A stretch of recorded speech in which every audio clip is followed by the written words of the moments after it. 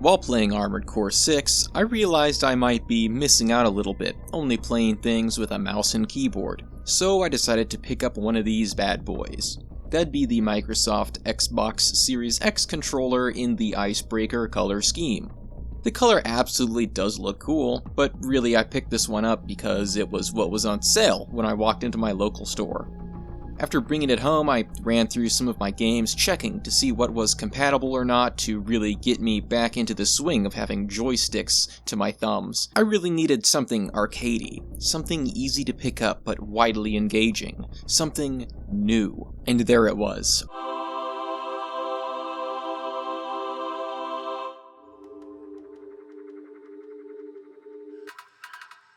Under a shining beacon from the heavens, a simple $6 purchase of something I had previously played that looked very promising, the newly released Vital Shell. Now I did play the demo disc for this beast back in September when it came out, so I knew I was in for its official release January 7th of 2026. Surprisingly, this seems to be indie solo dev Marvin Wizard's first game. That has to be one of the coolest names I've ever heard. I can't believe his parents named him Marvin Wizard. That's so rad. Also, check out his website for Vital Shell. This totally looks like it was ripped out of the late 90s. It's awesome. Vital Shell itself self-describes as a top-down arena shooter with 20-minute matches in 5 stages, 5 mechs inspired by classic fantasy, graphics inspired by the PSX era, an ambient jungle soundtrack, and thousands of build combinations. But is this action roguelike bullet hell really deserving of its overwhelmingly positive user review score? Yes it is. Before we dig too deep into this one, hi, I'm Empty, I'm a mech noob that has set out a personal goal to play every single mech game ever made. I realized mecha media regularly was greatly subverting my expectations in the best way possible, and now I'm on this personal journey to devour it all, regurgitating my thoughts, feelings, and opinions onto this YouTube channel. If you can hit the like and the sub buttons, that would be greatly appreciated. Thanks, now back to the game.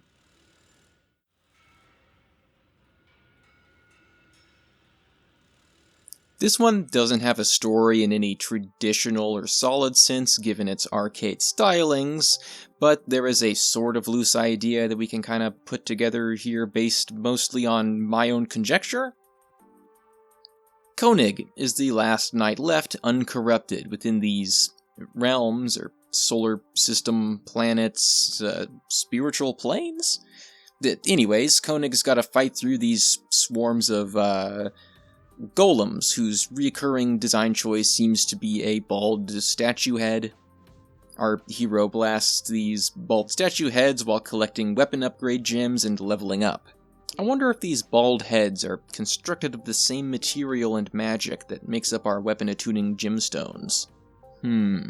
So, you battle these minions until facing an adequate foe, that being a corrupt version of a separate playable shell. And shells are what the mech suits are called in this game, of course.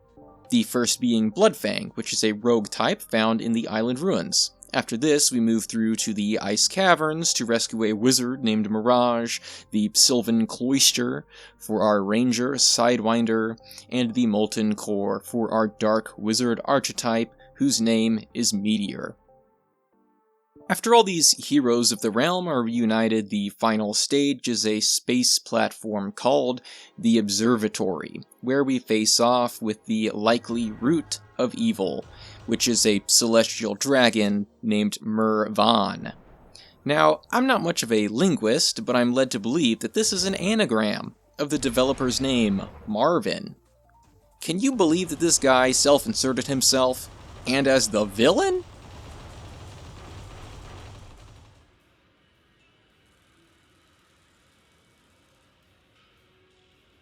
The game itself initially only starts with battle mode, but a challenge mode with rotating online leaderboards unlocks at a later point.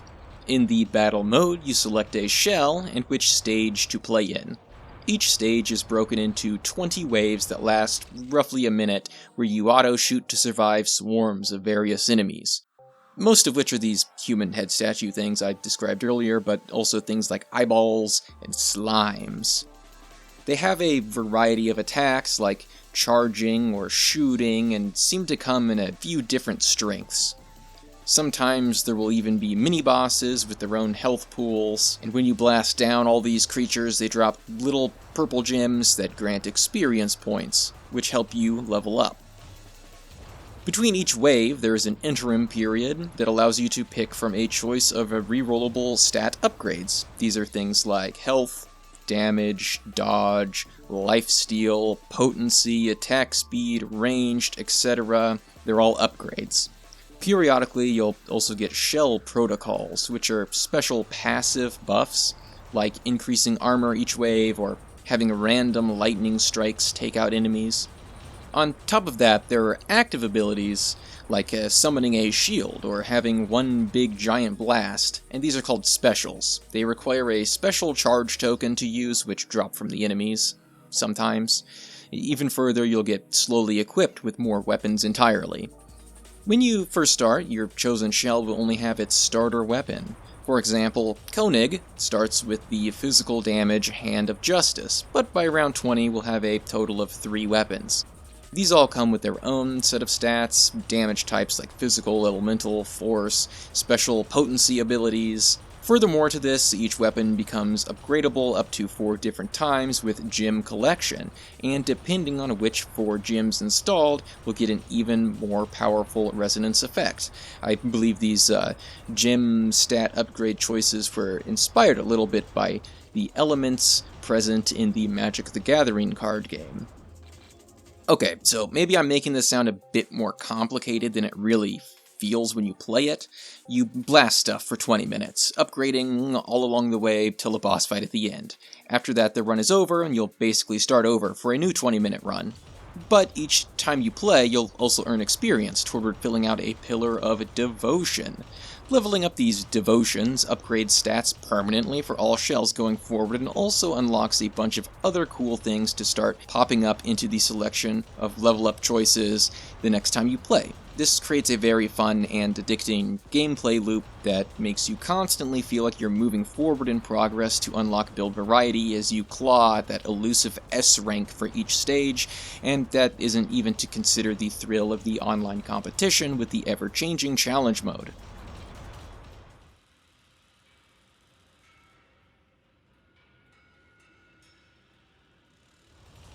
The visual side of things for this game I really quite enjoy.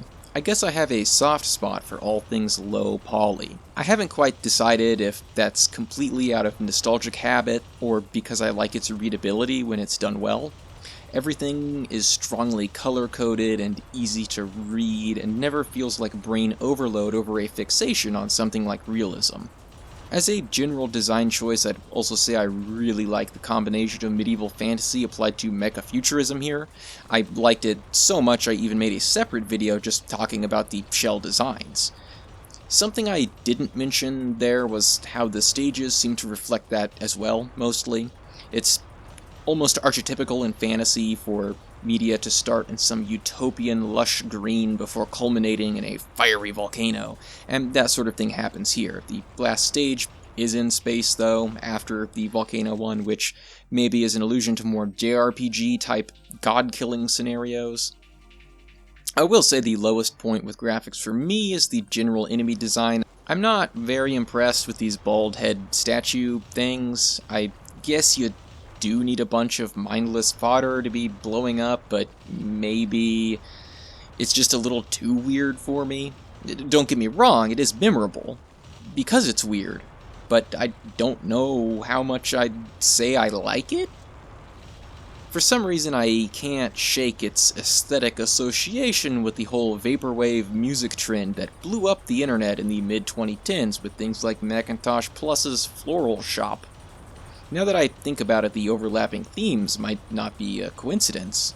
Surreal, liminal dream planes, often with oceans and palm trees, use of checkerboard pattern, Greco-Roman busts, retro-future nostalgia tech, columns. Oh god. Luckily, the chosen music here in Vital Shell is some hard-hitting and fast-paced drum and bass. I've been called an audiophile by those close to me in the past, and with that said, the soundtrack here definitely elevates Vital Shell massively for me. I absolutely adore that this game showcases a more niche music genre and was willing to take that step out of the expected, and how its gameplay perfectly appropriates its music and vice versa. Without being some sort of music-based rhythm game, the quick drumming, the low bass humming, it fits so well here, dilating my pupils, making my heart rate race, and raising the hairs on the back of my neck. Okay, yeah, whoops, I called it drum and bass, before some candy flipper leaves a comment like, "Oi bruv, it's called jungle, not drum and bass." I know. Technically, jungle is different than hardcore breakbeat, and that's different than D&B, and blah blah blah blah blah blah. Maybe I'm more of a breakcore guy, or into neurofunk, or whatever. If you don't know what I'm talking about, this is all rave, techno, mumbo-jumbo speak for, the particular specialized subgenre types of electronic dance music that spawned from the UK club scene in the 1990s. The thing that links them all together is the elusive Amen Break drum sample.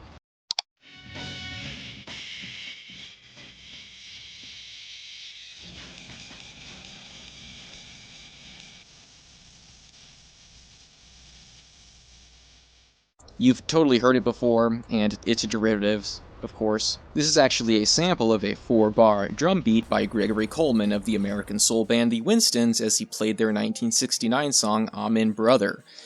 Now I'm getting a bit too far off topic, so let's get back down to the point. The OST in Vital Shell is fantastic, and I love it.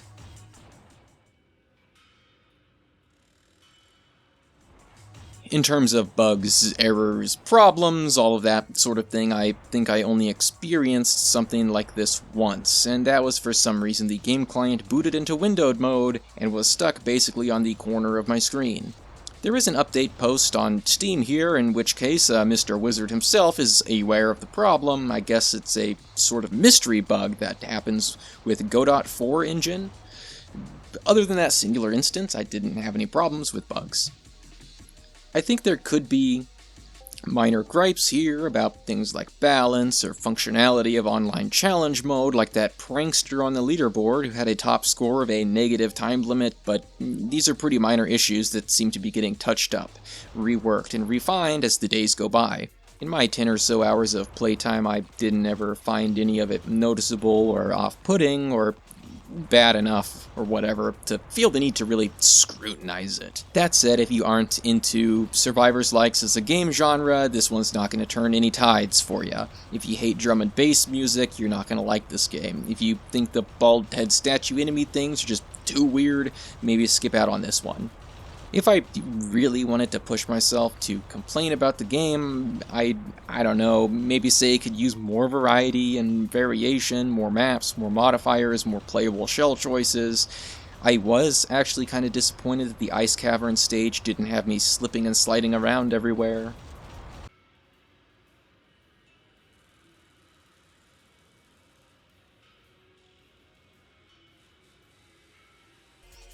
All things considered, Vital Shell lives up to its overwhelmingly positive review score. The visuals are cool, the music is awesome, the game is simple enough to be very easily picked up and played at any point, but also has a fulfilling gameplay loop with tons of variety that can make every battle feel just different enough that you keep coming back.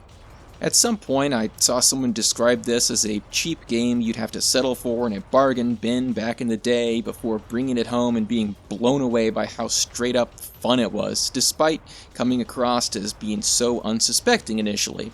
And that's really where we're at. It costs less than a chalupa at Taco Bell, but it's fun enough to keep me full for weeks.